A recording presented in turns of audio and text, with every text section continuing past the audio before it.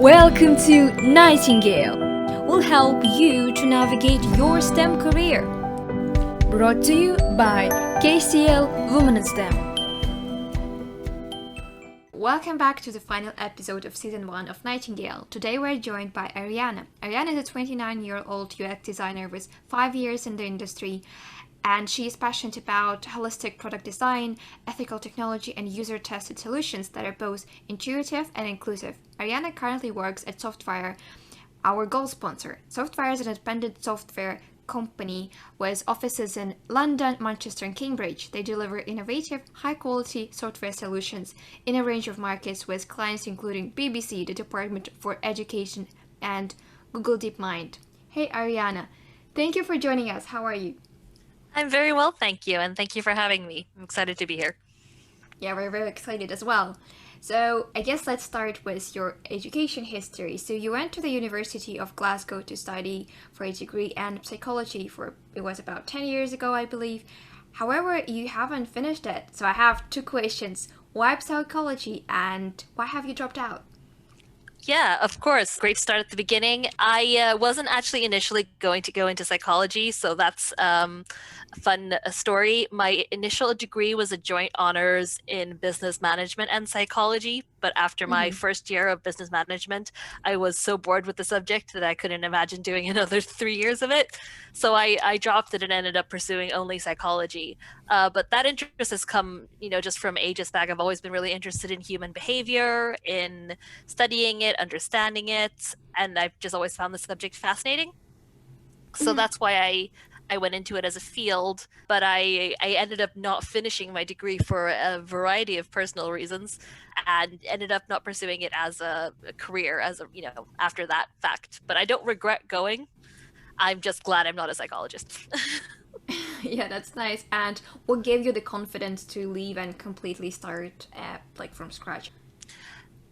Honestly, it was a combination of things. I mean, for one, I was really lucky that I have a really supportive family who was able to, help me during that time. But, mostly it was that I'd moved there from abroad. So I'm initially from Stockholm, Sweden. I was in a different country. And, since I was no longer happy, being at university, it was a relatively straightforward decision to decide to at first take a break. So I started off by doing basically a sabbatical from university after my third year, and I just ended up never going back. So it was not originally planned that I was going to leave, but after having spent that year volunteering and working in other fields, I just knew that it wasn't for me. Yeah, that's interesting. It's a bit unconventional for people, but well, there is no right or wrong way to do it. You just do whatever feels right for yourself. So why did you move to the UK? I think it's a variety of reasons. The first time I moved, it was because I went to international school when I was living in Sweden. So going to university abroad was sort of a given for me. The UK, was close, so it was, still away from home, but with easy access back to my family. I chose to go to Scotland basically because of the tuition fee structure, that it was free for me as an EU student. And I then moved back to Sweden for a couple of years. And when I decided to move to London to pursue my career in tech, it was mostly because I missed the UK and I wanted to come back. Okay, yeah, that makes sense. And how do you feel about university education in regards to going into STEM fields at the moment? So when I talk to people about my education, I always feel like I want to clarify that just because I dropped out of my university education doesn't mean that I encourage other people to do the same. I still think that a degree is incredibly important. I would, always highly encourage people to finish their degrees regardless of what they think that they want to do afterwards, because you just learn so many valuable skills from any, experience in university: critical thinking, researching skills, and the like.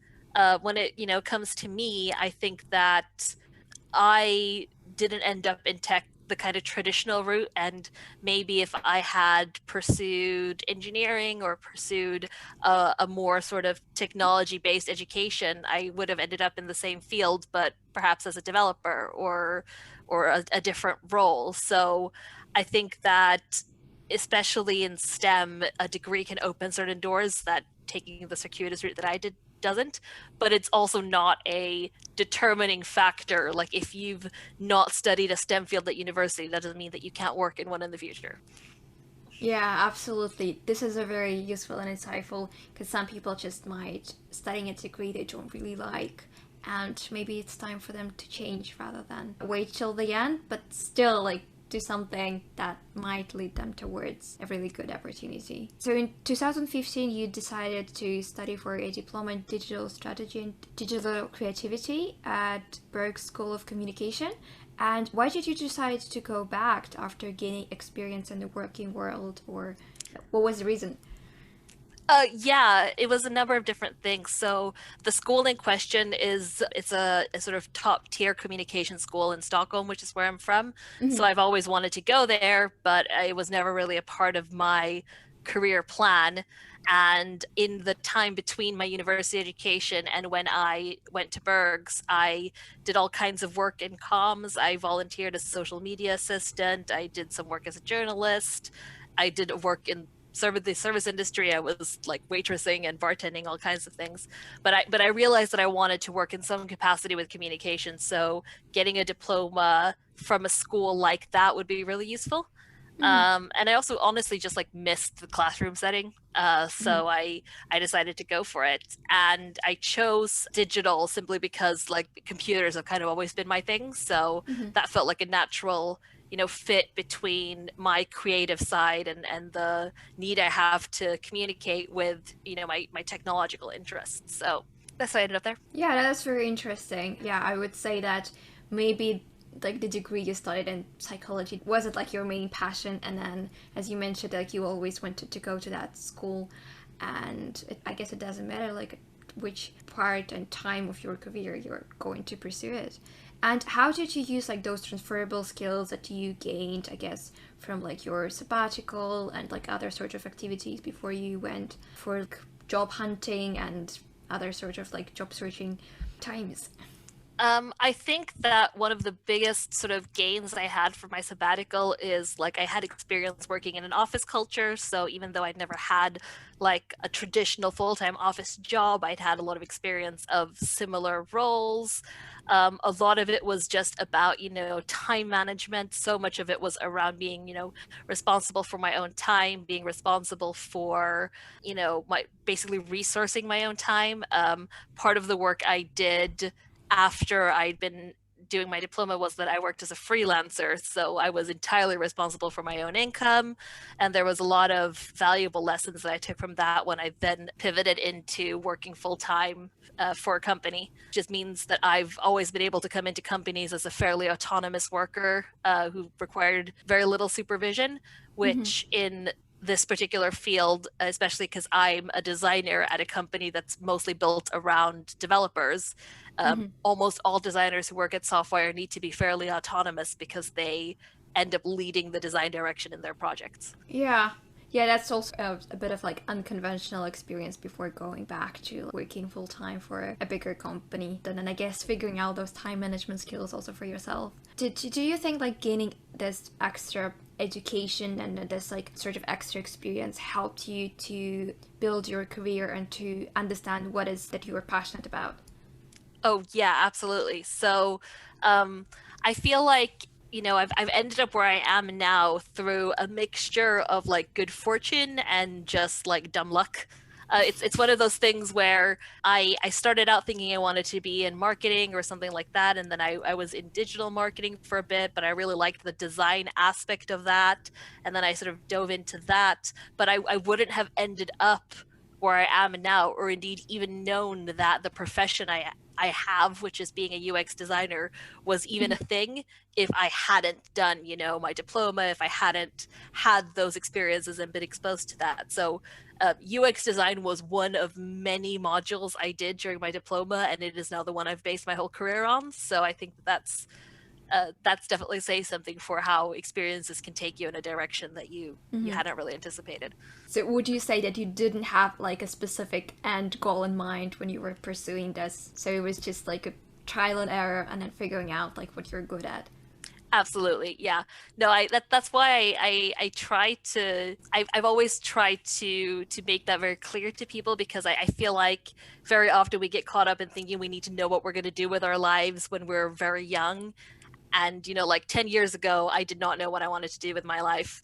And even 5 years ago, I did not know what I wanted to do with my life. But I moved to London. I applied for every design job I was remotely qualified for. And the job I ended up getting was as a product designer for an app development company. And because of that, I am now in tech. And now that is my career. So I think that that's pretty cool. Yeah, that's very interesting journey. And what would be your top tips for people who are sort of feeling the same as you were 10 years ago, sort of lost, and they're trying to figure out what they need to do with their life? I honestly, I would say that the top three things I would say is don't rush it. You can figure it out over time. And also, any decision you make today doesn't mean that you can't ever change your mind in the future. You can make a decision today to pursue something and then decide in a couple of years' time you would like to do something else. And that is fine. The world will not end. The other things I would suggest is I don't like the idea of like everybody should pursue their passions because work and passion is very Mm. can be very different things. But I do think that pursuing your interests is a very good idea because while I have a very creative interest and I enjoy art and that kind of thing, I've found a career where I can use those skills but in a way that's a very manageable and in demand, and the job prospects are really good. So I have this career that I love and that I'm really interested in, but it's also sustainable and I have job security. So there's a way to sort of find that balance. And I think the other third option would be to not limit yourself because generally speaking, the big careers of tomorrow are barely jobs today. Like 10 years ago, I don't know how many people were UX designers, but now that's a fairly common job title. So it's stuff like that as well, that especially in fields like technology, which move incredibly fast, you could have a career in something that hasn't even been invented yet, basically.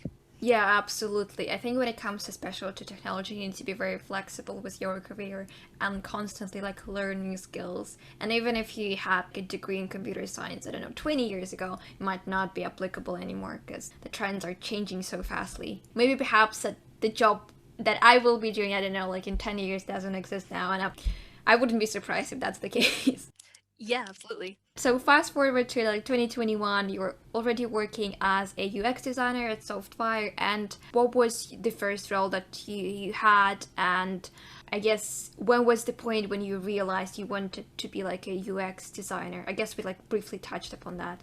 Yes, it was in the job I had before this one. So I was a UX UI designer at a small app development agency, Mm-hmm. and I just completely, this was in 2017. So this was also right around the time that there were like the Cambridge Analytica scandal Oh and wow.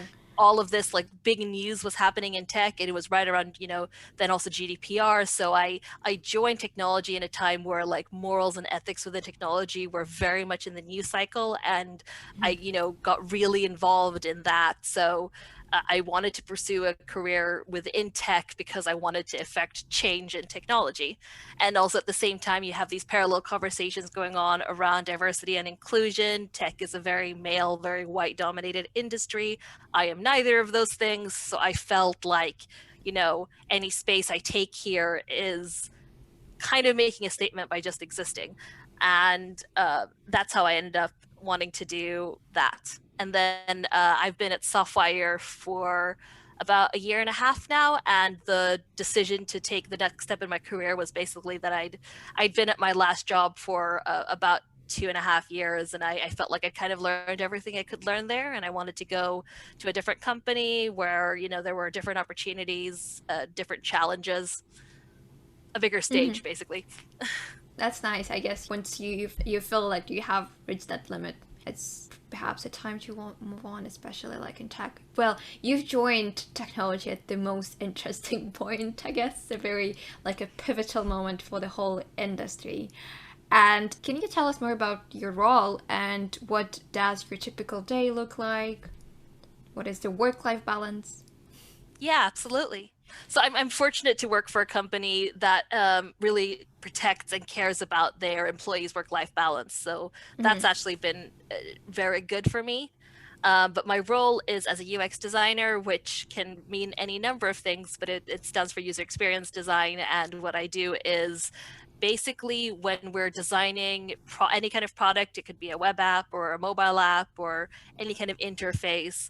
Um, I will look at everything from kind of what is the problem that this product is trying to solve, how are we going to try to solve it, who are the users, what are their needs and wants, and then from that, I will outline requirements. We'll figure out what are the business goals and needs for our clients as well, and take all of that together and basically then produce a product direction, user flows, and then finally sort of wireframes and visual designs for whatever it is that we're building. Now, I, as a UX designer, tend to do more of the stuff that's in the middle. So the user flows, wireframes, the kind of requirements gathering. But some of my coworkers who are more inclined towards the visual side of things are better UI designers, and some of my coworkers who are more inclined towards kind of the holistic look are service designers or similar. So it's a broad field, and I'm kind of smack in the middle somewhere. Mm-hmm. How technical would you say it is? um Honestly, being a designer is not that technical, Mm-hmm. or rather, I should rephrase that. It doesn't have to be technical. So I do have coding experience. I have it from when I was very young, when I was messing around with HTML and CSS when I was like 11.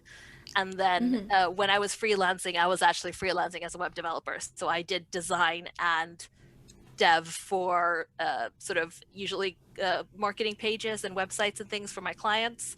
I have some technical experience, but I wouldn't say that it's necessary for my role. I will say that it is hugely beneficial to have it. So I would like to think that because I have sort of technical and coding experience, I can work really collaboratively with our devs. I understand what they mean when they say certain things. I understand their constraints more, and I can keep that in mind when I design.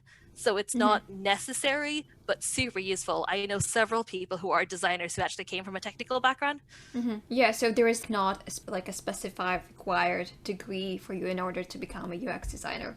No, Mm-hmm. everyone I know became a designer in a different way, pretty Mm-hmm. much. Okay. And so your role is very broad, and I guess you're probably working with different teams, as you mentioned, like I guess with develop going back to the client sometimes. Do you find yourself working with them and have communication issues sometimes, or like you have your own sort of, I don't know, a way to overcome these things? Yeah, no, for sure.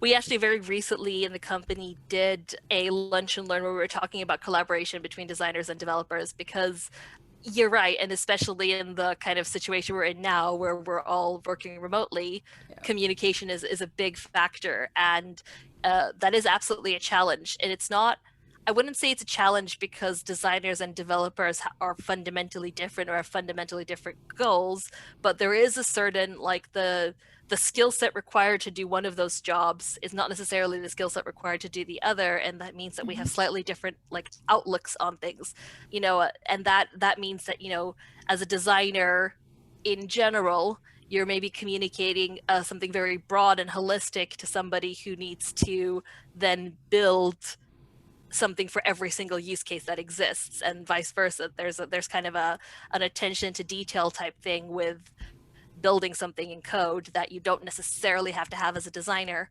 and vice versa. But I think honestly, like open communication, learning from others, even just like understanding how the person you're working with does their job has been the most valuable thing I've taken with me. So not assuming that just because they don't see the issue the same way you do, that means that they're wrong is probably the single most important thing you can learn. They're just looking at it through a different lens.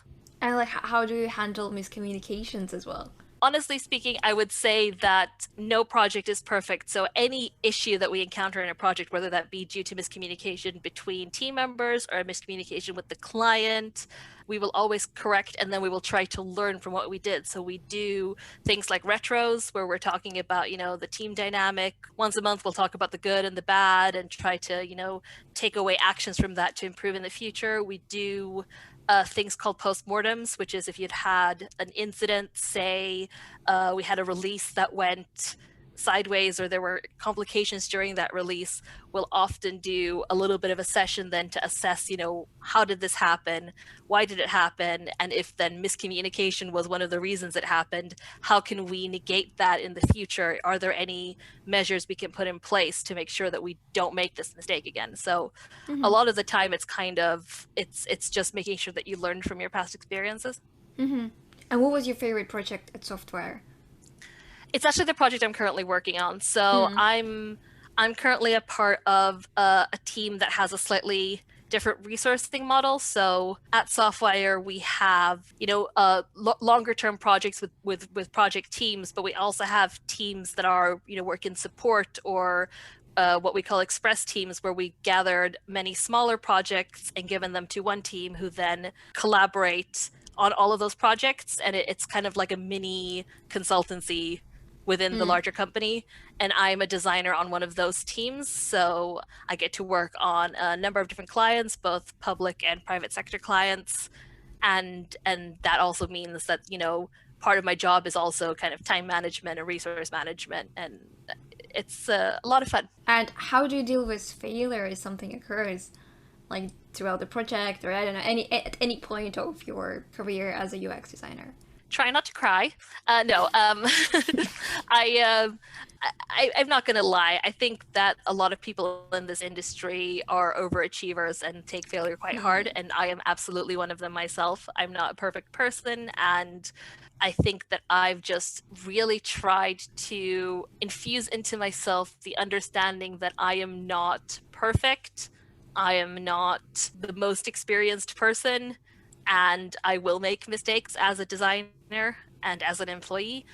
And I think that the way I deal with that most of the time is to remember that, like, I have managers and they have managers, and there is a support system in place so that if I do make mistakes, there is somebody there to help me, and try to tell myself that I'm not dealing with everything by myself. So I think the biggest mistake people make when they're new into a workplace, especially one that it can be fast-paced like technology, is assuming that to perform well, they need to not make any errors and they need to not ask for help. They need to just be completely super competent from the first day, and that is how people will judge that they are good at their job. But it's actually the opposite. You should be asking loads of questions. You should be saying, hey, I think I did this wrong.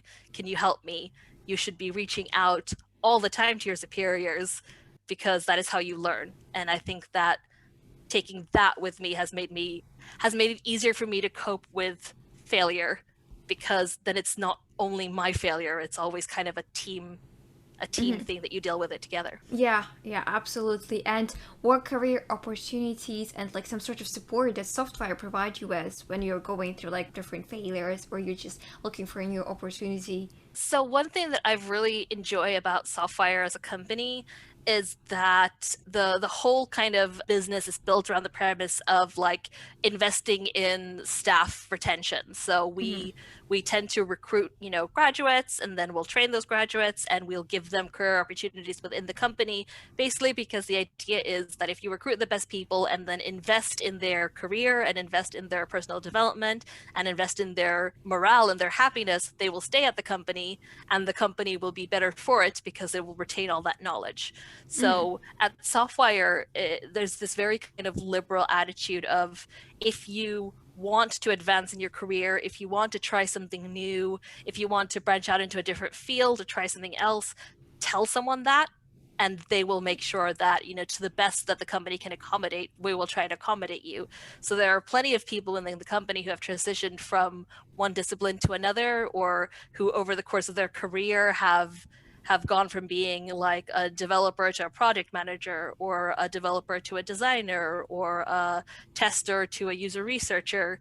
And we are able to do that because the company is so open to people expanding their knowledge, and it's all about just voicing the desire to do that.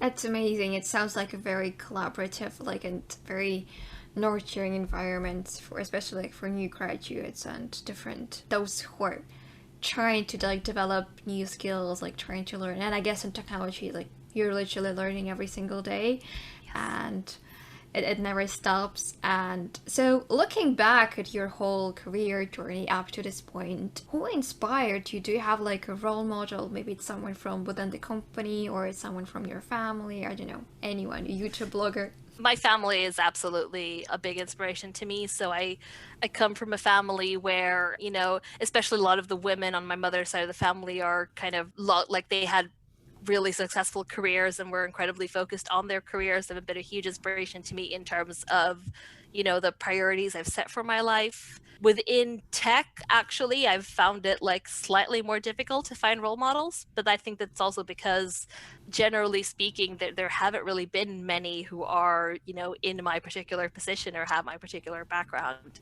There are a couple of them out there. There are some amazing, you know, people, and honestly, like, I'd say that rather than one particular specific person within tech, it's been like joining organizations or being a part of organizations that work to further women in STEM. So not unlike your own society, but out in the professional world, I've been involved in things like Geek Girl Meetup or those kinds of organizations where I meet other women who are in tech and like have talked to them about their careers, and that's where I've found a lot of my inspiration and a lot of my connections as well. So it's like building that just a network of like-minded women and other individuals like to just support you. So instead of having like you just one person in mind. And yeah, Yes. and you are right. It's really hard to find like a specific sort of like an inspiration when it comes to like woman and technology. It's very limited. It's very hard to like name a person that literally everyone in the room would know. And like, what extracurricular activities would you recommend to do like for those who are still at the university, and perhaps something that you did help you to stand out? Absolutely. So I will always say volunteering in any capacity. I did a bunch of pro bono stuff when I was younger, and also when I was starting out. Like a lot of the work that I did where I was learning how to do design and stuff like that, you know, I worked with some sort of pro bono type clients. So I think that, you know, always that kind of stuff. But in terms of interests, like generally speaking, I actually think that it's the other way around. So rather than identifying what interests and extracurriculars can I pursue that will look good on my CV,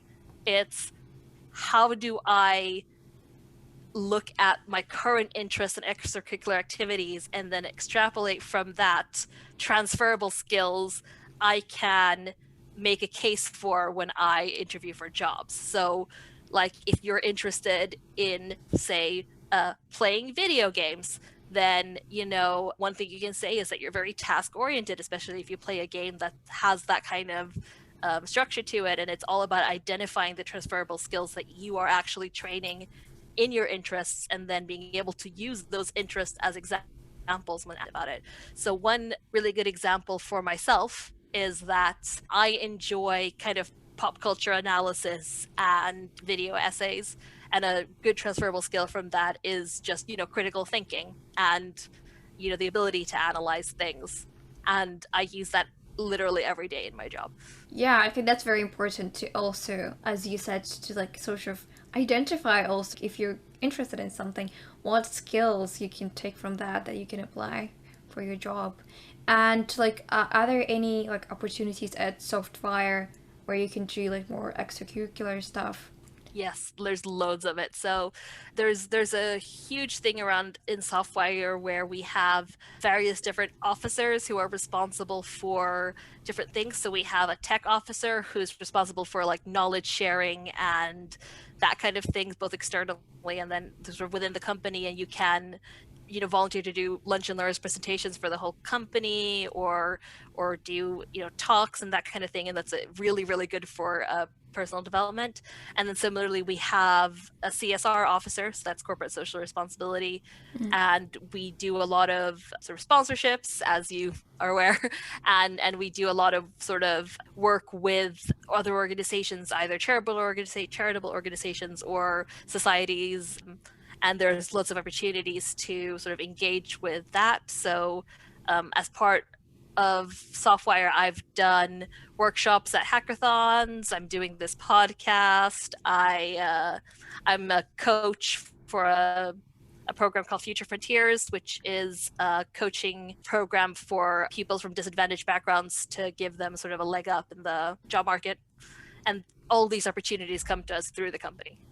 That's amazing. That sounds like a really like a variety of different things you can try, depending like on what you want to do.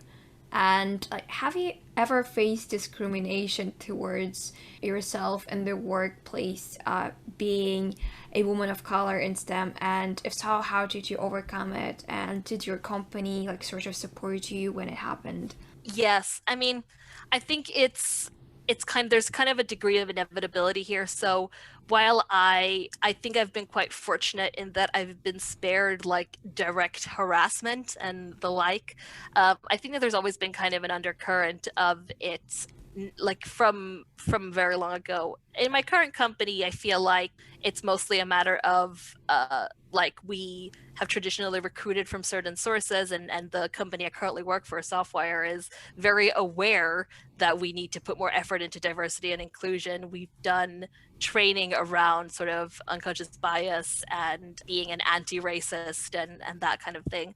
But in the past, yeah, absolutely. I think it's not always as overt as, having people say direct comments to you, but I think it's about, maybe sometimes feeling a little bit unsafe, kind of the wrong word, but like, things that can otherwise be seen as innocuous, like conversation pieces. Like in my last job, I had a long debate with some of my male coworkers about whether or not there is an issue with diversity in tech, and I was sat there going like, obviously there is, and there was kind of a debate around that, and I found that like really uncomfortable because I felt like it was invalidating my experience, but I don't think they meant it that way. It's just that can happen. People who aren't being discriminated against don't always notice it. Yeah, absolutely. I think it depends like on your personal experience, whether they ever were in that situation. Unconscious bias as well, and just the basic awareness of those issues happening around.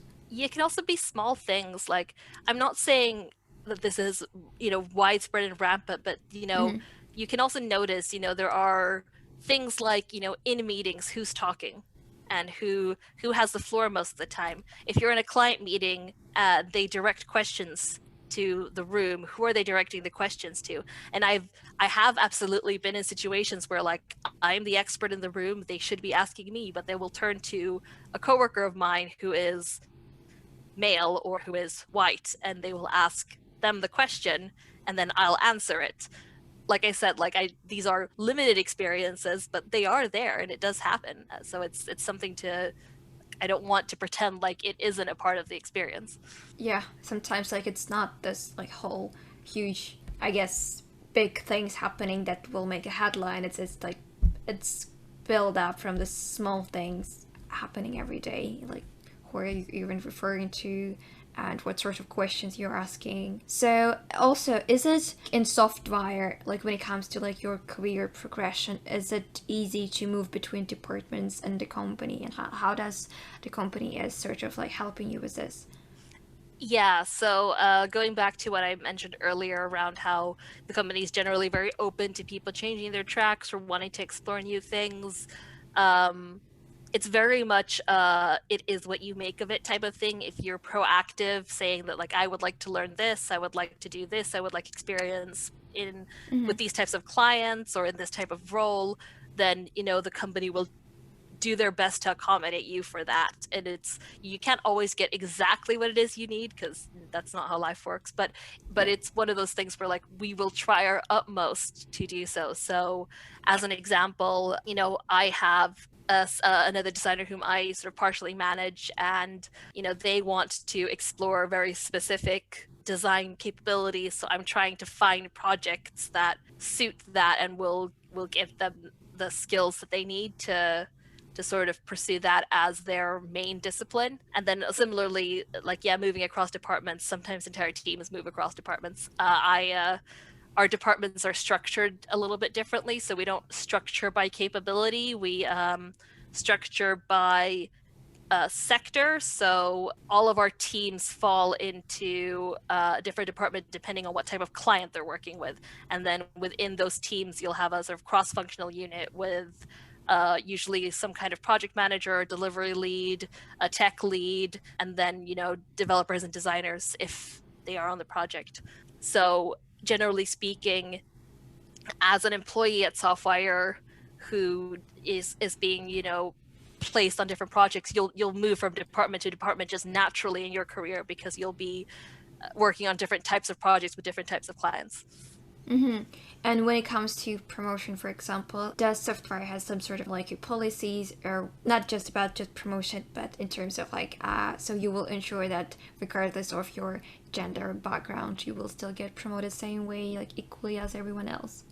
So we have a band system at Softwire, which is works in the way that we have quarterly reviews, and then in each review we kind of find out where we're at in terms of advancing to the next band, and that there's a sort of structure around that. So promotion isn't so much when it comes to responsibility, that is entirely based, I would like to think, on like your ability. And there's often kind of a thing where you're not necessarily, the pay band structure has solely to do with your pay, and depending on what you are contributing to the company, you will be moved up the band or not, and that will then make sure that you'll be paid appropriately. But in terms of like the responsibility that you have, it's very much a matter of like, if you want to do something, if you want more responsibility for something, if you want to work towards being a lead in some capacity, you can just ask for it. And I think that maybe there is something worth saying about like how proactive people are, and if maybe there's a gender discrepancy between how willing you are to sort of ask for those things. So I think that maybe there is something to be said about how in a society that is largely favoring sort of a certain gender or a certain race, maybe those people will be more inclined to be proactive about their promotions and to ask for more responsibility and to be confident in doing so. So I think that one of the things that like I'm certainly trying to do in my position is to encourage people who might not otherwise ask for more responsibility to go for it, and it's all about I'm trying to enable people to pursue those kind of higher positions, especially because I think that everybody who's hired by the company is capable of it, and it's a matter mostly in this case of confidence. Yeah, I think it's like, if you already are there is a reason why you're here, and it's what you're going to do about your career, and if you're going to take like some further steps and be more confident and believe in yourself. Yeah, absolutely. And I think it's worth pointing out that like I don't think that it's a matter of like telling people that it is their individual responsibility to make sure that they are treated fairly, because that's not really true. I think that, absolutely a lot of the time it comes down to confidence, but a lot of the time you are going to be more successful and you're going to find it easier to pursue those higher goals if you are surrounded by a good network of people. So it's like kind of all about having the right people around you and all about enabling each other. So one of the things I learned really early in my career, I was at an event which was kind of like a professional women sort of event. And they were talking about how one of the key differences traditionally between how men and women get ahead is that men will help each other. They will recommend each other for jobs. They will, they will do the whole kind of quid pro quo type of thing. And that traditionally speaking, and I don't want to generalize, but traditionally speaking, because we as women are often indoctrinated or taught that we're in competition with each other, we won't do this to the same extent, and that we need to break that cycle. So like I've always had it as a mantra from like the first days of my career: if I'm ever in a position to give somebody else an opportunity, I'm going to do that. And I try to enable everyone around me as much as possible, because honestly, if they do better, then I do better. So it's all about sort of like, I I want to be the kind of employee and the kind of coworker and the kind of person, honestly, who lifts up other people. Yeah, that's a very good and an interesting point actually, how man and woman, how they're sort of collaborating with each other or treating each other as a competition.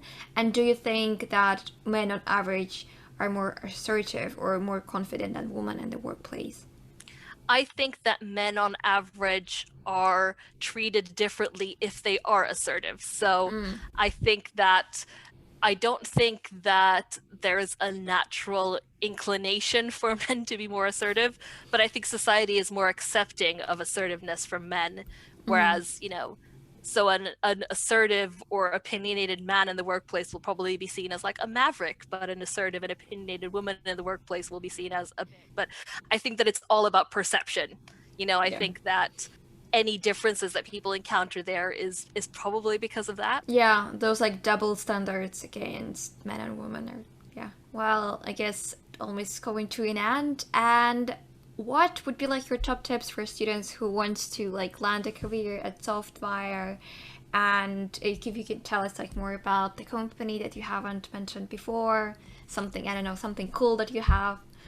Yeah, no, absolutely. First of all, software is a great place to work. That's one of the first things I'll talk about. Like I mentioned, Softwire invests in employee happiness, and that means that we have things like morale. So I am actually a morale officer, which means that similar to the other officer roles, we're responsible for something. In this case, the budget that we use to pay for sort of social things and things to keep up staff morale. So we have, in the regular times, we have sort of picnics and parties and pub nights and things that we do as a company together.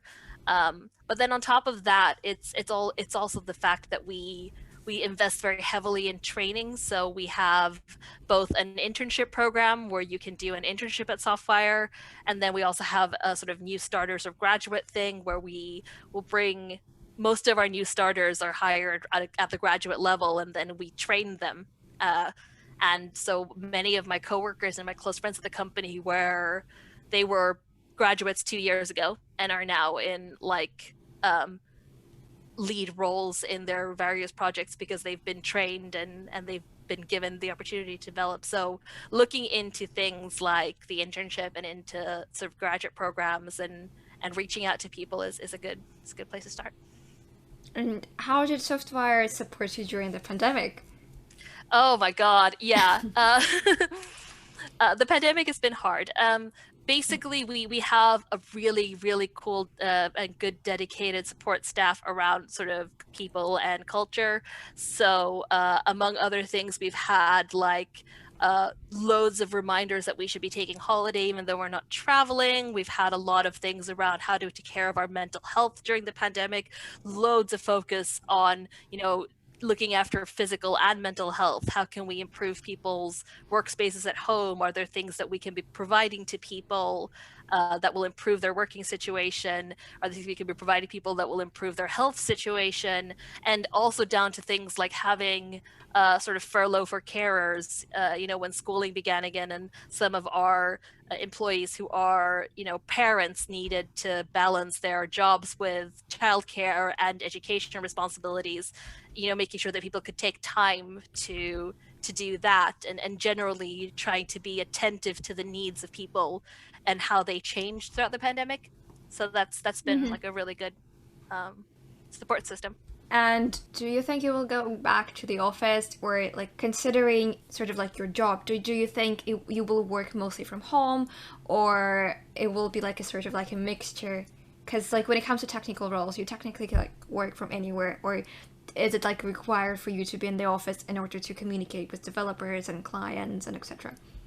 I would say that it's not required, but it's beneficial, and the company Mm-hmm. as a whole does like people to come in. So that is absolutely it's not so much because we think that like we don't think that people can do their jobs from home. It's Mm-hmm. because the company puts such a premium on our culture, and the Mm. culture comes from us all working together and being in close proximity. So that's where that comes from. But I do think that like because I am at the company because I really enjoy the company culture will want to go back into the office. Yeah. But I do think that there's probably something to flexible working or me being able to do parts work at home and part work in the office, especially if you have other responsibilities and Mm-hmm. certain days it would be better for you to work from home.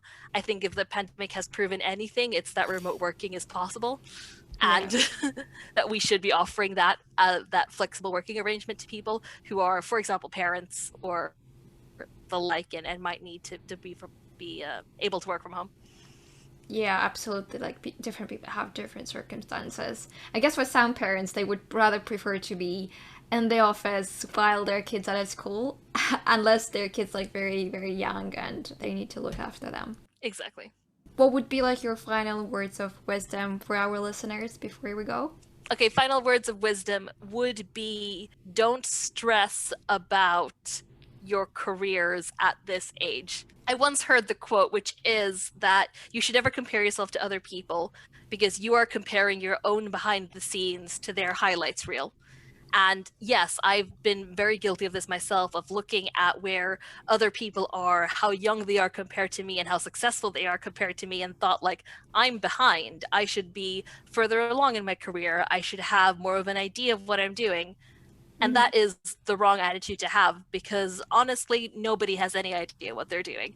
Most of us are just kind of, um, trying to figure out what we want to do with our lives. And it's okay to not have it all figured out, especially when you're still at university.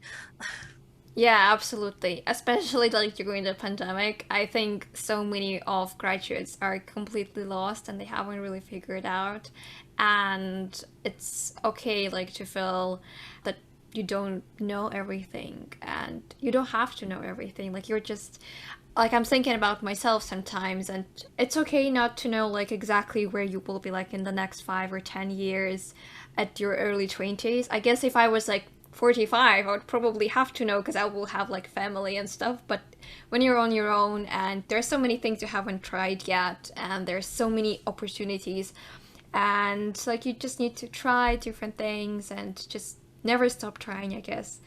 Yeah, absolutely. I agree. And then, like, just related to that, I think the Yeah. final thing I would want to Okay. say is that is this idea that, like, one, you don't have to know what you want to do, but if you do know what you want to do, don't be constrained by the thought that you need more experience or you need to be more senior to do those things. So one of Mm-hmm. the things I thought really early in my career was I want to be a speaker at conferences. I want to do like tech talks and conference talks, but I am too junior to do that. And then I was talking to somebody about it and they kind of asked me, what makes you think you're too junior? And I was like, because I only have like a year in the industry. They're like, do you have opinions? Yes. Do you know how to articulate them? Yes. Then you can do a conference talk. And I did.